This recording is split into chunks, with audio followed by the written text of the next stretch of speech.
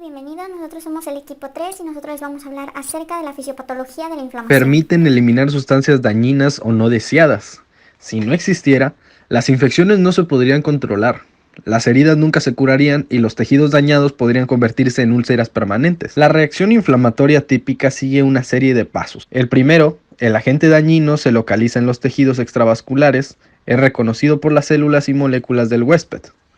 En el segundo paso, se reclutan proteínas plasmáticas y leucocitos de la circulación al foco que se encuentra el agente dañino. En el tercer paso, los leucocitos y las proteínas se activan y colaboran en la destrucción y eliminación de la sustancia dañina. En el cuarto paso, la reacción se controla y termina, y en el último paso se repara el tejido lesionado. Inflamación aguda es la respuesta rápida inicial frente a las infecciones y lesiones tisulares. Se desarrolla típicamente en minutos a horas y dura poco, entre horas y unos pocos días. Se caracteriza por la exudación de líquido y proteínas plasmáticas y la inmigración de leucocitos, principalmente los neutrófilos. Cuando la inflamación aguda consigue el objetivo deseado de eliminar al agresor, las reacciones desaparecen y se repara la lesión residual. Si la respuesta inicial no consigue eliminar el estímulo, la reacción evoluciona a una inflamación más prolongada, que se llama inflamación crónica. Esta inflamación puede aparecer después de la inflamación aguda o hacerlo de nuevo.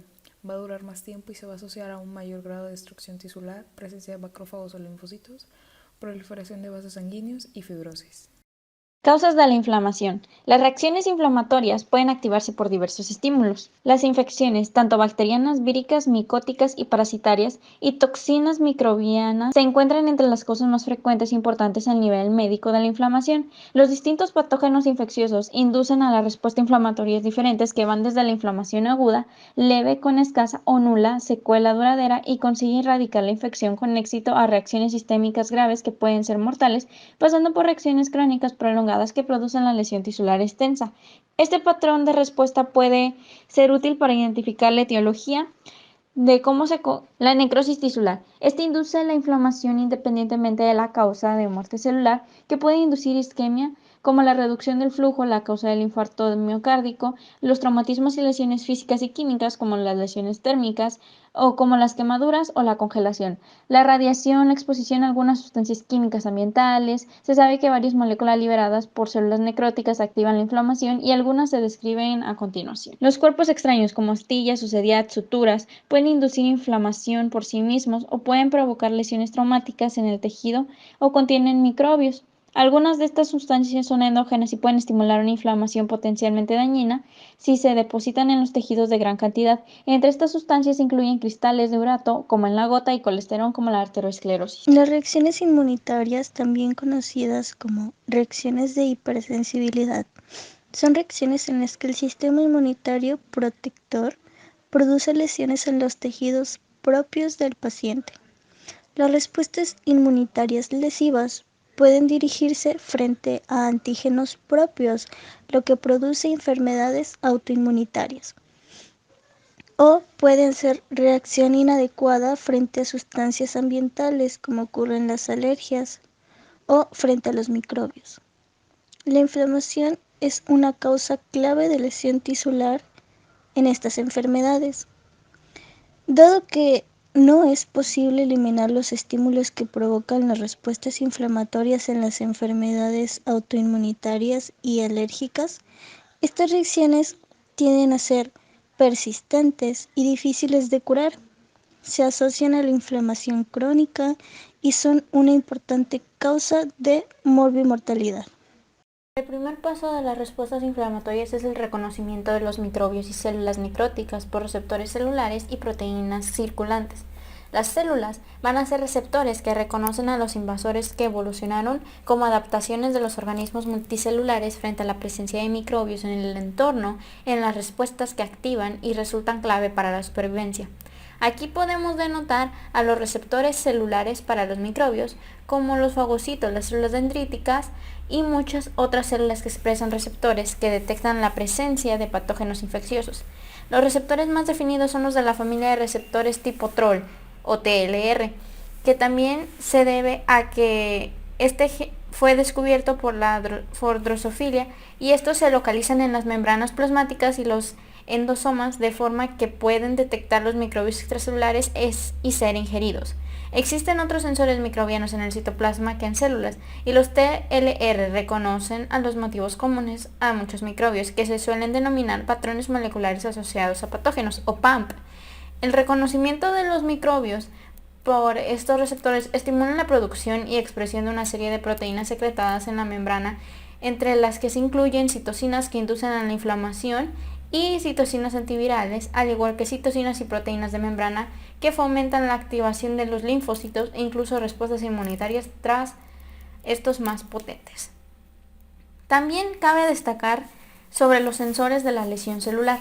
Todas las células tienen receptores citocílicos que reconocen las moléculas que se liberan o alteran como consecuencia de una lesión celular, por lo que se denomina de forma exacta patrones moleculares asociados a la lesión, o DAMP. Estas moléculas incluyen el ácido úrico, el ATP, que es liberado por mitocondrias dañadas, y una concentración reducida de potasio intracelular, al igual que el ADN, y no queda secuestrado en el núcleo como ocurre normalmente en otros. Los receptores se activan en un complejo citosólico multiproteico llamado inframasoma, que induce a la producción de la citosina interleucina 1, la cual recluta los leucocitos e induce de este modo a la inflamación que se en las mutaciones como con ganancia de función de receptores citocílicos en la causa de enfermedades frecuentes conocidas como síndromes autoinflamatorios, caracterizados por la inflamación espontánea de antagonistas de interleucina 1, son tratamientos de eficaces en estos procesos. Las proteínas circundantes son varias proteínas plasmáticas que reconocen los microbios y actúan para destruir los microbios transportados por la sangre y estimular la inflamación en los tejidos infectados. El sistema de complemento reacciona frente a los microbios y produce mediadores de inflamación. Una proteína circulante llamada lectina, transportadora venosa, reconoce los azúcares microbianos y fomenta la ingesta de microbios y activación del sistema del complemento. Otras proteínas llamadas colexestinas también se unen a los microbios y fomentan la fagocitosis. En el reclutamiento de los leucocitos en focos inflamatorios, los leucocitos reclutados en estos realizarán una función clave, que es eliminar a los agentes lesivos. Estos son los más importantes en las reacciones inflamatorias típicas que tienen la capacidad fagocítica, principalmente los neutrófilos y los macrófagos. Los neutrófilos van a producirse en la médula ósea y van a reclutar con rapidez los focos inflamatorios, y los macrófagos son células de respuesta más lenta. Las principales funciones de estas se diferencian en algunos aspectos sutiles, pero importantes. Los neutrófilos emplean lo que es el reordenamiento del citoesqueleto y ensamble enzimático para garantizar la respuesta rápida transitoria, mientras que los macrófagos, que tienen una duración más prolongada, elaboran respuestas más lentas y prolongadas que con frecuencia dependen de una transcripción del gen nuevo. Los macrófagos se comentan un poco más a detalle en este video. Y el precio que se tiene que pagar por este potencial de defensa es que los leucocitos es que deben activar un potente que puede producir lesiones tisulares y prolongar lo que es la inflamación, porque los productos leucocíticos que destruyen los microbios y ayudan a limpiar los tejidos necróticos pueden asociarse a daños colaterales. Los tejidos necróticos, después del daño colateral, podemos observar que en los tejidos normales del huésped, cuando se produce una activación sistémica de la inflamación, como ocurre con las bacterias que invaden el torrente circulatorio, la respuesta inflamatoria sistémica generalmente podría llegar a ser mortal. El viaje de los leucocitos que tienen a través de esta luz vascular en los tejidos de su proceso múltiples pasos mediante el controlado por las moléculas de adhesión y las citocinas, los leucocitos suelen fluir con rapidez por la sangre, pero en la inflamación se tiene que parar y llevar a un lugar donde se encuentre el agente lesivo o la lesión tisular fuera de los vasos. Estos procesos se pueden dividir en fases que incluyen primero la adhesión de los leucocitos al endotelio del foco inflamatorio, luego la transmigración de los leucocitos a través de la pared vascular y el desplazamiento de las células hacia el agente lesivo. Distintas moléculas juegan importantes papeles en cada uno de estos casos. Una cosa a destacar es, por ejemplo, la adhesión de los leucocitos al endotelio. Cuando la sangre sale de los capilares de las vénulas postcapilares, las células circulantes son empujadas por el flujo laminar contra la pared vascular. Como los eritrocitos son más pequeños, suelen moverse con más rapidez que los leucocitos de mayor tamaño.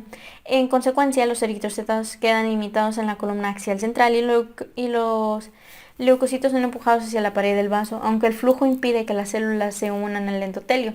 Dado que este flujo de sangre se ralentiza en las fases precoces de inflamación, lo que es la estasis, las condiciones hemodinámicas cambian y los leucocitos asumen una posición periférica a lo largo de la superficie endotelial.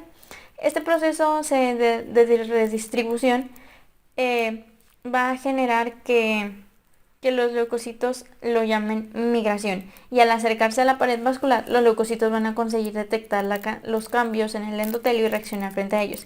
Si las células endoteliales se activan por las citocinas y otros mediadores elaborados a nivel local, expresan moléculas de adhesión a las que los leucocitos se unen de forma laxa, y estas células se ligan y se unen de forma laxa y desprendiéndose empiezan a dar pequeños tumbos sobre la superficie endotelial en un proceso que llamaremos rodamiento. Al final de esto, las células se van a quedar en reposo según algún punto donde se adhieran con firmeza en los cantos rodados sobre los que circula la corriente sin modificación. La migración de los leucocitos a través del endotelio puede ser tras detenerse sobre la superficie endotelial. Los leucocitos migran a través de la pared del vaso. Principalmente se exprimen en las células, en las uniones intracelulares, en la extravascación de los leucocitos, llamado transmigración. Sucede que principalmente en esto las vénulas postcapilares, en lugar en el cual se produce la máxima retracción de células endoteliales, el desplazamiento adicional de los leucocitos es regulado por las quimiosinas elaboradas por tejidos extravasculares que estimulan lo que son los movimientos a favor del gradiente químico. Además, la molécula de adhesión entre la célula endotelial y la plaqueta 1, también denominada CD31, es una molécula de adhesión de la superfamilia de las inmunoglobulinas G.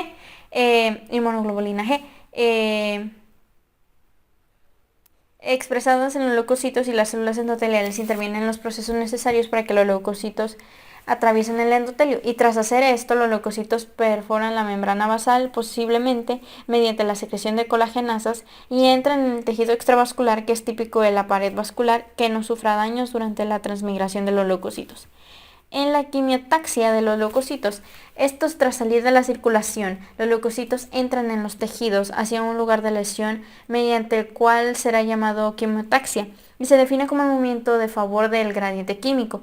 Las sustancias exógenas y endógenas pueden actuar como sustancias quimiotrayentes, y entre ellas se producen productos bacterianos, sobre todo péptido que termina en N-formaldehmetionina, citocinas, sobre todo en las familias de las quimiosinas, y componentes del sistema del complemento, sobre todo los C5A, o productos de la vía lipogenasa del metabolismo del ácido araquidónico, sobre todo el de leucotrieno B4. La naturaleza del infiltrado del leucocito va a depender de la antigüedad de la respuesta inflamatoria y del tipo de estímulo. En la mayor parte de las formas de inflamación aguda, los neutrófilos se predominan en el infiltrado inflamatorio durante las primeras 6 a 24 horas, y de forma gradual se sustituyen los macrófagos derivados de los monocitos de 24 a 48 horas. Existen varios motivos por los que se explica el predominio inicial de los neutrófilos, que son más numerosos en la sangre que los demás leucocitos, y tienen mayor firmeza que otras moléculas de adhesión que se inducen con rapidez sobre células endoteliales, como las selectinas, las P-selectinas y las E-selectinas, y tras entrar en los tejidos de neutrófilos duran poco, sufriendo apoptosis, y desaparecen después de las 24 a 48 horas.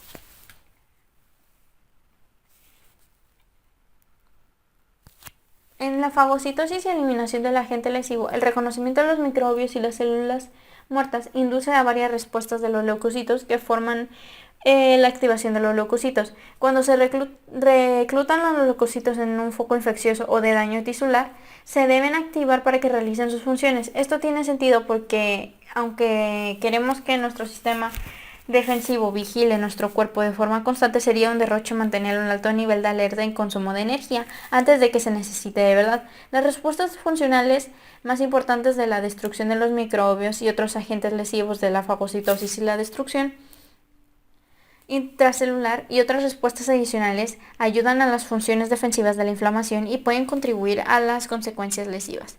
En este caso podemos hablar acerca de la fagocitosis, que es implicada en 3 pasos secuenciales: el reconocimiento y la unión de la partícula que se debe ingerir por el leucocito, el atrapamiento posterior de la formación de la vacuola fagocítica y la destrucción o degradación del material ingerido.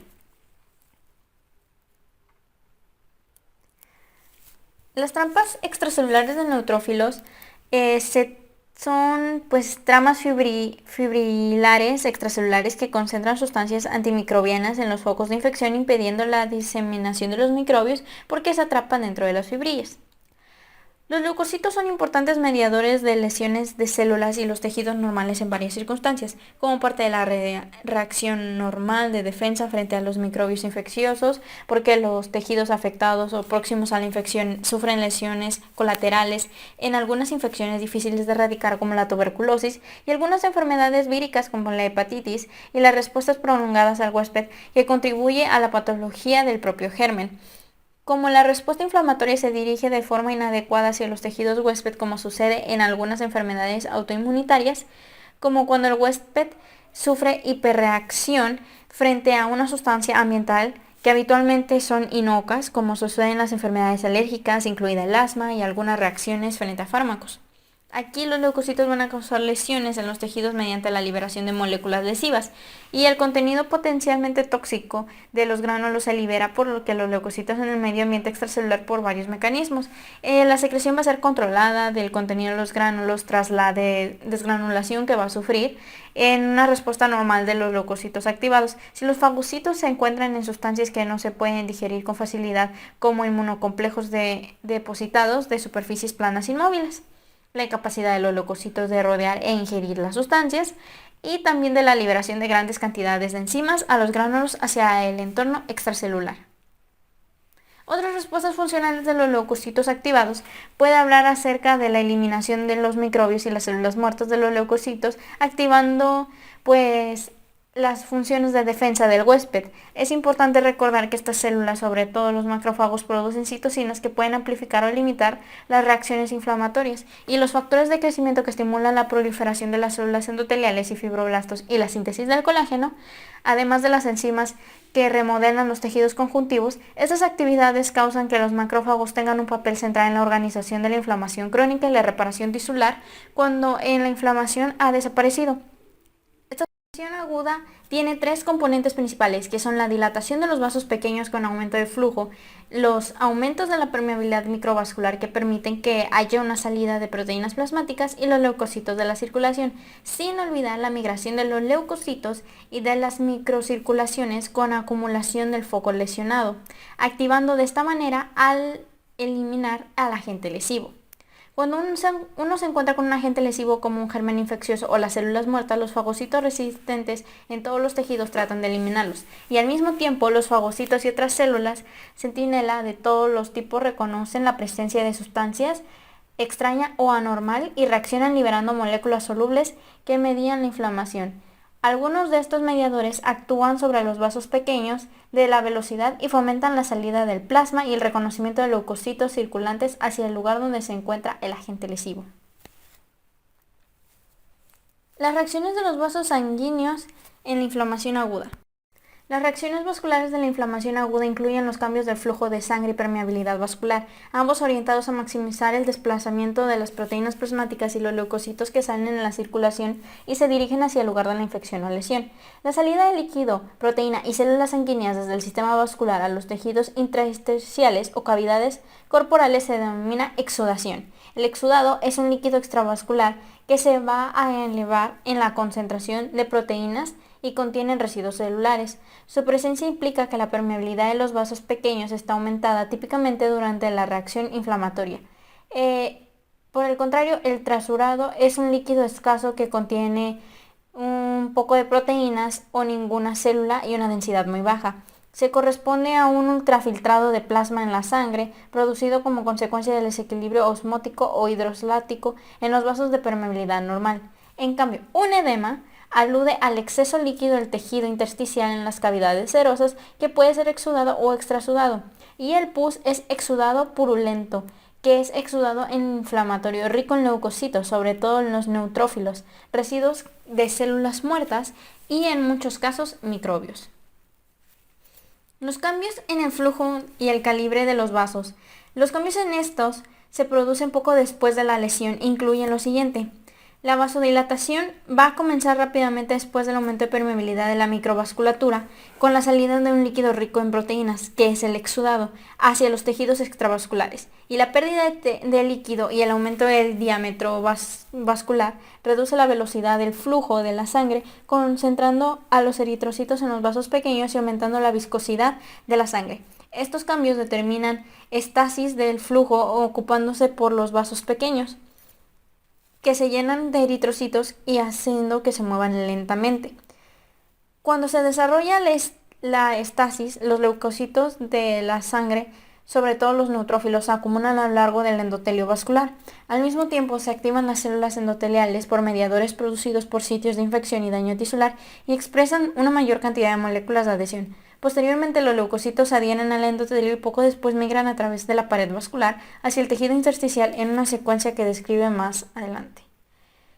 Por ejemplo, el aumento de la permeabilidad vascular o extracción vascular habla sobre varios mecanismos responsables del aumento de la permeabilidad vascular observado en la inflamación aguda, como la reducción o retracción de las células endoteliales que provoca la apertura de los espacios intraendoteliales en los mecanismos más frecuentes de la extravascación vascular y se estimula por la histamina, la bradicina, los leucotrienos y otros mediadores químicos. Se produce aproximadamente tras la exposición al mediador en 15 a 30 minutos y dura poco. Por eso se le denomina respuesta transitoria inmediata. Pero a diferencia de la respuesta prolongada tardía que aparece tras la lesión endotelial, y se describe más adelante, los principales lugares en los que se produce el aumento rápido de la permeabilidad vascular son las vénulas postcapilares. La lesión endotelial va a ser una lesión que determina la necrosis y el desprendimiento de las células endoteliales. La lesión directa del endotelio se produce en las lesiones graves como las quemaduras, o también se producen accidentes como los microbios y las toxinas que están en contacto con que tienen como diana las células endoteliales, y los neutrófilos se van a adherir al endotelio durante la inflamación y también pueden producir lesiones en las células endoteliales y de este modo amplificar la reacción. En la mayor parte de estos casos va a haber una extravascación que comienza inmediatamente después de que se produce la lesión y se mantiene varias horas hasta después de lesionados se trombosan o reparan. Aunque va a haber un aumento de transporte de líquidos y proteínas, el que vamos a conocer como transcitosis, a veces las células endoteliales, este proceso es demostrado como modelo experimental para implicar canales intracelulares que se abren en la respuesta de determinados factores, como el factor de crecimiento endotelial, en donde van a fomentar la extravascación vascular, y no será clara la participación de la permeabilidad vascular observada en la inflamación aguda en las personas. Las respuestas de los vasos y los ganglios linfáticos. Además de los vasos sanguíneos, estos vasos también participan en la inflamación aguda. El sistema de linfáticos y ganglios filtra y vigila los líquidos extravasculares. Los linfáticos drenan de pequeña cantidad de líquido extravascular que se sale de los capilares en circunstancias normales. En la inflamación aumenta el flujo linfático para facilitar el drenaje del líquido del edema, que se va a acumular en un aumento de permeabilidad vascular.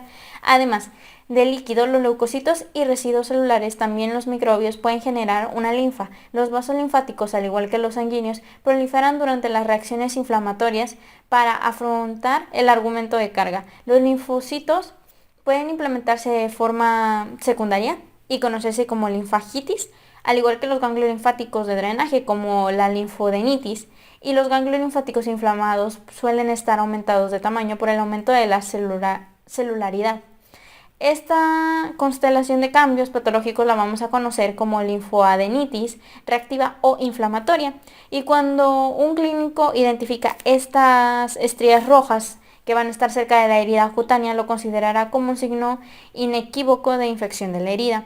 Estas estriaciones siguen el trayecto de vasos linfáticos e indican la presencia de la linfagitis, que puede asociarse a un aumento de tamaño doloroso por los ganglios de drenaje subjetivo en linfoadenitis. Creo que eso sería todo de nuestra parte. Muchas gracias por la atención. Hasta la próxima.